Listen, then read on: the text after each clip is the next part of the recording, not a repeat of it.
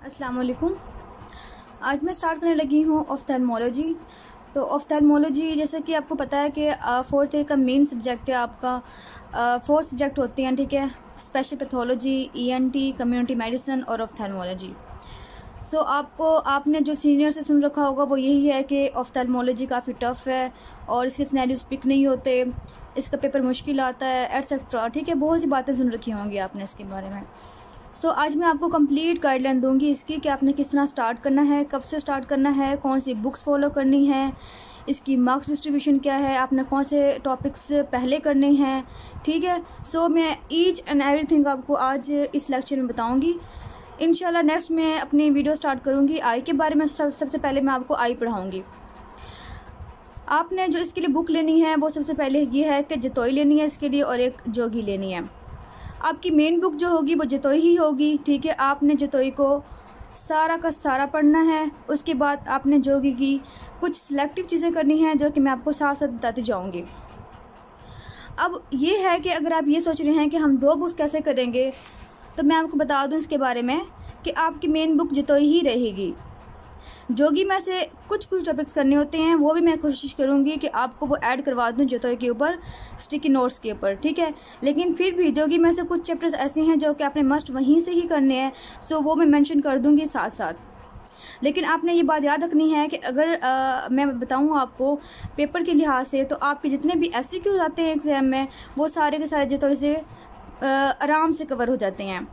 लेकिन मसला ये आता है कि आपके जो MCQs हैं वो नहीं होते, ठीक है। MCQs के लिए आपको जोगी पढ़नी पड़ती है। जोगी सारी की सारी नहीं पढ़नी होती, लेकिन जितना पढ़ना होता है मैं वो आपको बता दूंगी। इसके अलावा कुछ MCQs ऐसे होते हैं जो कि आउट ऑफ सिलेबस तो नहीं हम कह सकते, लेकिन उनकी बात कोई ना कोई बुक में की जाती है, तो वो आपको थोड़ा सा घुमा के उसके बारे में पूछ लेते हैं। अब हम बात करते हैं कि आपके जैसे सीनियर्स कहते होंगे या फिर आपने सुन रखा होगा कि इसके जो SCQs मतलब जो क्वेश्चंस आते हैं, सिनेरियोज आते हैं, वो हमसे पिक नहीं होते, उसने पिक करना मुश्किल होता है, डायग्नोसिस करना, ठीक है। इसके लिए सबसे आसान तरीका यही है कि आप सबसे पहले 4th ईयर में सबसे पहले जो सब्जेक्ट स्टार्ट करना होता है वो होता है आई, ठीक है। आपने इसको अभी से पढ़ना है और बिल्कुल आराम से, बिल्कुल थोड़ा थोड़ा पढ़ना है। ये अगर आप थोड़ा थोड़ा करके पढ़ लेंगे तो आपको बिल्कुल भी सिनेरियोस में आपको सिनेरियोस टफ नहीं लगेंगे। आपको सिनेरियोस तब भी टफ लगते हैं जब आप पूरा साल नहीं पढ़ते और बिल्कुल एंड में आके आप कोशिश करते हैं कि हम जल्दी जल्दी से ख़त्म कर लें, ठीक है। तो फिर वहाँ पे सिनेरियोस आपकी पिक नहीं होते, आपकी बुक तो कवर हो जाती है लेकिन फिर मुश्किल आ जाती है सिनेरियोस के अंदर। आपने स्टार्ट से ही करना है। आप साथ साथ वीडियोज़ देखें, साथ साथ बुक पढ़ें। इंशाल्लाह मैं कोशिश करूँगी कि आपके विदिन 2 मंथ्स के अंदर मैं इसको कंप्लीट करवा दूँ, ठीक है। और जो चीज़ जहाँ से पढ़नी होगी मैं आपको मेंशन कर दूँगी, आपको कोई भी मुश्किल पेश नहीं आएगी, ठीक है। तो हम बात करते हैं सबसे पहले कि आपने बुक कौन सी लेनी है। तो आपने बुक ले ली है जतोई और जोगी, सही है। उसके बाद हम चलते हैं कि इसकी मार्क्स डिस्ट्रीब्यूशन कैसे आएगी। आपको पता है कि इसके जो टोटल मार्क्स होते हैं आई के वो होते हैं 200। 100 आपके होते हैं रिटन के और 100 ही आपके होते हैं वाइवा के। तो वाइवा और OSP तो आपने इसको भी फ़िलहाल भूल जाएं, क्योंकि ये एंड पे आके आपने करना होता है और इसकी मैंने ऑलरेडी वीडियोस बना रखी हैं, वो आपको हेल्प आउट कर देंगी। हम बात करते हैं रिटन की, क्योंकि हमने बुक पढ़नी है तो हम रिटन की बात करते हैं। रिटन में आपके 100 मार्क्स होते हैं, ठीक है। इसके 100 में से आपके जो SCQs आते हैं वो होते हैं आपके 9, ठीक है। 9 आपके SCQs आएंगे। ईच SCQ कैरे 5 मार्क्स, आपके 45 मार्क्स इसके बन गए। इस तरह से आपके जो MCQs होते हैं वो होते हैं 45 और 45 के बाद इसके मार्क्स भी 45 ही होते हैं, ठीक हो गया। तो टोटल मार्क्स आपके बन के इसके 90 और 10 मार्क्स जो होते हैं आपके वो इंटरनल असेसमेंट के होते हैं जो कि आपके कॉलेज वाले आपको देते हैं, ठीक हो गया। उसके बाद हम बात करते हैं टाइम ड्यूरेशन की। तो मैं बताते चलूँ आपको कि जब 9 SCQs आएंगे तो उसके लिए आपके पास 2 आवर्स होंगे, मीन 120 मिनट्स। और यकीन करें कि आपके पास ये मोर देन इनफ, मतलब काफ़ी ज़्यादा टाइम होता है। इवन के बच्चे जो हैं वो 1 घंटे में पेपर कर लेते हैं, ठीक है, और तकरीबन 1 घंटा फ्री होता है, मतलब अगर बहुत फास्ट करते हैं। वरना 1:30 मिनट्स में तो पक्का हो जाता है, मतलब मीन टाइम बहुत ज़्यादा होता है इसका। आपको बिल्कुल भी परेशान होने की बात नहीं है, टाइम आराम से मैनेज हो जाता है। आपने जो करना है कि आपने अच्छे से पढ़ना है और ताकि आपके सिनेरियोस अच्छे से हो जाएँ और आप अच्छे से आंसर कर सकें। अच्छा, अब बात करते हैं हम MCQs की। तो MCQs में भी बहुत टाइम होता है, उसमें भी टाइम की कोई आपको परेशानी नहीं होती, ठीक है। 60 मिनट्स होते हैं, मीन बल्कि 65 मिनट्स होते हैं इसके अंदर, ठीक है। क्योंकि आपके जितने चारों के चारों पेपर हैं आपके सबके टाइम सेम होता है, लेकिन इसके जो SCQs हैं वो डिफरेंट हो जाते हैं। मीन जैसे पैथो है उसके 150 मार्क्स हैं तो उसके SCQs भी ज़्यादा होते हैं और MCQs भी ज़्यादा होते हैं, लेकिन टाइम सेम होता है, ठीक है। इसमें आपको 60-65 मिनट्स मिलते हैं तो आप इजीली MCQs कर लेते हैं बड़े ही आराम से, जितने आराम से करना चाहें आप आराम से कर सकते हैं इसके। तो आपको बिल्कुल भी टेंशन लेने की बात नहीं है कि टाइम मैनेज होगा या नहीं होगा, ठीक है। अब हम चलते हैं हमारे मेन बात के हमने कौन कौन से टॉपिक्स करने हैं और जो कि बहुत इंपॉर्टेंट है हमारे आई के लिए। अच्छा जी, तो मैं आपको स्टार्ट करूँगी लेक्चर इंशाल्लाह बहुत जल्द। तो उसके साथ साथ मैंने आपको सारे सिनेरियोज़ भी करवाऊँगी ताकि आपको पिक करने की आपकी एबिलिटी बढ़े, ठीक है। आप खुद से पिक करेंगे उसे और फिर मैं उसका आंसर बताऊँगी। लेकिन फ़िलहाल मैं बताते चलूँ आपको कि जो आई है या फिर कोई भी बुक है, आपका टॉस जो मोस्टली है वो फॉलो नहीं होता, ठीक है। मतलब मोस्टली केसेस में टॉस फॉलो नहीं होता, वो कहीं से भी MCQs दे देते हैं या फिर क्वेश्चन दे देते हैं। लेकिन जो हमें कंफर्म है कि लाजमी यहाँ से आना ही आना होता है MCQs, तो वो मैं बता देती हूँ आपको। सबसे पहले हम बात करते हैं कि हमारे पास जो आईलेड है ना, आईलेड और लैक्रिमल सिस्टम, आपको भी शायद ये जो टॉपिक्स हैं सर के ऊपर से गुजर जाएं कि समझ ना आए कौन कौन टॉपिक में क्या क्या चीज़ें हैं। लेकिन पहले आईलेड और लैक्रिमल सिस्टम, इन दोनों में से आपका एक जो क्वेश्चन है वो मस्ट आता होता है। बाज़ औक़ात ये भी होता है कि आईलेड से भी आ जाता है और लैक्रिमल सिस्टम से भी आ जाता है, ऐसा भी हो सकता है। लेकिन मोस्टली केसेस में एक क्वेश्चन यहाँ से आना होता है, कॉर्निया से आपका मस्ट क्वेश्चन आना होता है, ठीक है, ये मिस नहीं हो सकता। कंजक्टिवा से आपका लाजमी क्वेश्चन आना होता है क्योंकि काफ़ी बड़ा टॉपिक है ये और बहुत इंपॉर्टेंट है, इसमें से लाजमी होता है। फिर हम बात करते हैं ग्लाउकोमा जो है वो एक इसमें आता भी है, इसमें नहीं भी आ सकता, कि कभी किसी साल में आ जाता है, किसी साल में नहीं आता, सही, ठीक है। तो ये आपका बहुत ज़्यादा हम उसमें नहीं लाते कि इसमें लाजमी आना होता है। उसके बाद हम करते हैं लेंस की बात। लेंस में कैटरेक्ट है तो ये आपका लाजमी क्वेश्चन होता है इसके अंदर, ठीक है, और ये बहुत इंपॉर्टेंट टॉपिक है।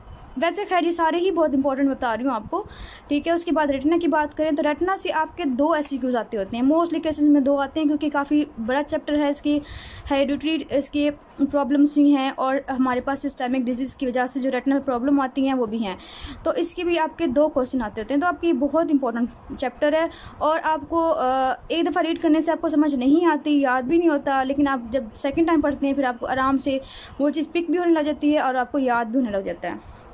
इसके बाद हम बात करते हैं ऑर्बिट की। सो ऑर्बिट में से आपका क्वेश्चन आता होता है, स्किन से आता होता है और ऑप्टिक नर्व से आता होता है, ठीक है। ये मैंने आपको एक ऐसा जनरल सा आइडिया दिया क्योंकि आपका टॉस तो फॉलो नहीं होता। सो मोस्टली केसेस में इनमें से आता होता है, ठीक है। इसके ये सब आपने टॉपिक देख लिए हैं, सिर्फ नाम सुन लें फ़िलहाल, आपको टेंशन लेने की बात नहीं है, मैं सब बताऊँगी आपको आगे। इसके अलावा ये कुछ टॉपिक्स हैं जो कि बहुत ज़्यादा इंपॉर्टेंट है, मीन ये सबसे फर्स्ट प्रायोरिटी हमारी ये आ गई है, लेकिन अगर हम सेकंड प्रायोरिटी की बात करें तो हमारे ये चैप्टर्स आते होते हैं जिनको हमने लाजमी करना होता है, छोड़ना नहीं होता। वैसे देखा जाए तो आई जो है वो आपको इतनी ज़्यादा बड़ी नहीं लगती, मीन इतना ज़्यादा लेंथी सब्जेक्ट नहीं है ये, लेकिन होता ये है कि आप जब एक टॉपिक पढ़ते हैं, दूसरा पढ़ते हैं, थर्ड पढ़ते हैं, फिर आपको ये होता है कि आपसे जो बातें होती हैं आपको सेम लग रही होती हैं हर जगह पे, ठीक है, लेकिन वो सेम नहीं होती, उसमें एक ना एक पॉइंट लाजमी डिफरेंशिएटिंग होता है। और सिनेरियोस बाज़ औक़ात ऐसे आ जाते हैं कि उसमें सिर्फ और सिर्फ उन्होंने एक पॉइंट दिया होता है और वो कहते हैं कि आप पिक करें इसका, फिर वहाँ पे हमें मसला होता है। इसलिए आई को ये है कि आपने बार बार पढ़ना है, इसके अलावा इसका कोई हल नहीं है। ये बहुत इजी है, जब आप पढ़ेंगे आपको बिल्कुल भी कोई भी टॉपिक मुश्किल नहीं लगेगा, आपको हर एक चीज़ बहुत आसान लगती है। लेकिन जब एज अ कलेक्टिवली पढ़ने के बाद हम सिनेरियोस देखते हैं फिर थोड़ा हमें मुश्किल लग रही होती है।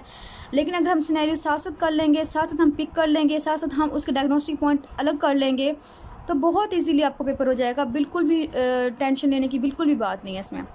अच्छा जी, ये है uveal tract, ocular injuries, refractive error, visual pathway, ठीक है। इसमें से तो बहुत कम केसेस में क्वेश्चन आता होता है, इसमें भी कम आता है, बहुत कम आता है। MCQs तो लाजमी ज़ाहिर सी बात है सब में से आ सकते हैं, लेकिन ओक्यूलर इंजरीज और यूवल ट्रैक में से लाजमी तकरीबन आ जाता है, यूवल ट्रैक में से तो तकरीबन आ जाता है, ठीक है। सो ये आपके टॉपिक वो हैं जो कि सेकंड प्रायोरिटी भी आते हैं।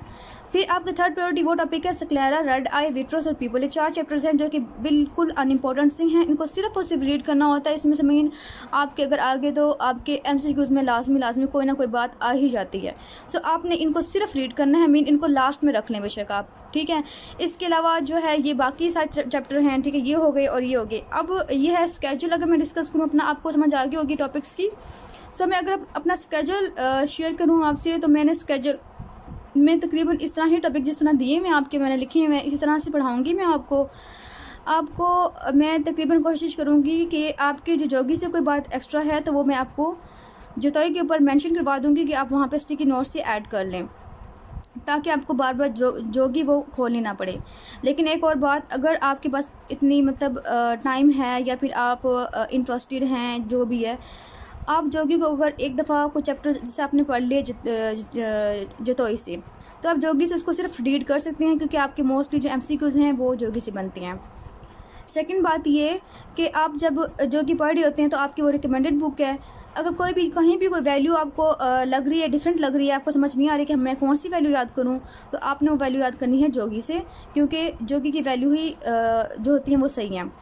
इसके अलावा लोग आपको कहते हैं कि पार्सल भी बुक होती है, कोई और बुक है आपको, तो आप उसको फ़िलहाल छोड़ दें, उसमें से आपने कुछ भी नहीं करना। ठीक है, कुछ भी करना हुआ कुछ थोड़ी बहुत चीज़ें हैं, बहुत थोड़ी चीज़ें जो आपने करनी है वहाँ से, वो मैं आपको मेंशन करवा दूँगी। लेकिन आपकी इन 2 बुक से ना आपका आराम से पेपर 100% हो जाएगा।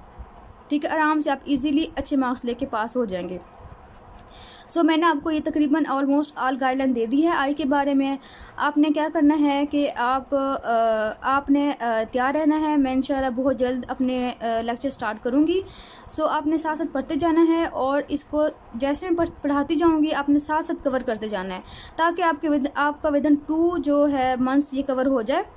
और इसके साथ मैं आपको बताती चलूँ कि कम्युनिटी मेडिसिन और ENT जो है वो ऐसे सब्जेक्ट्स हैं, अगर आप थोड़ा लेट भी स्टार्ट करें तो वो आपके इजीली कवर हो जाते हैं। क्योंकि अगर आप एट अ टाइम चारों के चारों सब्जेक्ट स्टार्ट करेंगे तो आपको मुश्किल होगी, आपको कोई भी रिटेन नहीं रहेगा। तो आप सबसे पहले आई स्टार्ट करें, आई में थोड़ी सी ग्रिप हो आपको, मीन आप थोड़ा ट्रैक पे अगर आ जाएं, ठीक है। उसके बाद आप पैथो स्टार्ट कर दें। पैथो का ये सीन है कि पैथो आपकी बहुत लेंथी है, ठीक है, लेकिन वो बहुत इंटरेस्टिंग है। अगर आप पैथो को इंटरेस्ट लेके पढ़ती हैं तो आप बहुत ईजिली कर जाएंगे, क्योंकि सिलेबस काफ़ी लेंथी है, तो उसको इंटरेस्ट लेके ही पढ़ना होता है। अगर हम बात करें कम्युनिटी मेडिसिन की, ENT की, इनको आप बेशक थोड़ा लेट स्टार्ट कर दें। ENT बहुत आसान है, उसके सिनेरियोज बहुत इजी आते होती हैं, ठीक है। उसका थोड़ा सा सिलेबस ज़्यादा होता है एज़ कम्पेयर टू आई के, लेकिन उसके सिनेरियोज बहुत इजीली पिक हो जाते हैं। सो उसमें तो बिल्कुल भी टेंशन लेने वाली बात ही नहीं है। ठीक हो गया। और पैथो आपने जल्दी स्टार्ट करनी है आई के बाद, और कम्युनिटी मेडिसिन को आप बेशक लेट स्टार्ट कर दें, क्योंकि उसमें सिर्फ और सिर्फ रट्टा है। जिसका रट्टा स्ट्रॉन्ग है वो बहुत लेट भी स्टार्ट कर सकता है, लेकिन कोशिश करें कि आप जैसे आपकी आई कवर हो जाए उसके बाद आप कम्युनिटी मेडिसिन या फिर ENT में से कोई सब्जेक्ट स्टार्ट कर दें। मेरा मशवरा ये है कि आप ENT स्टार्ट करें और उसके बाद कम्युनिटी मेडिसिन स्टार्ट करें, जैसे ही आपको लगे कि हमारा टेस्ट लग गया। सो ये मैंने आपको गाइडलाइन दे दी है। आपने ऐसे करना है कि अगर कोई भी आपको कोई रह गई है आप मुझे कमेंट सेक्शन में बता सकते हैं, ताकि नेक्स्ट में जब वीडियो स्टार्ट करूँ आई की तो मैं उसको आंसर कर सकूँ आपके क्वेश्चन का। सो तब तक बेस्ट ऑफ लक।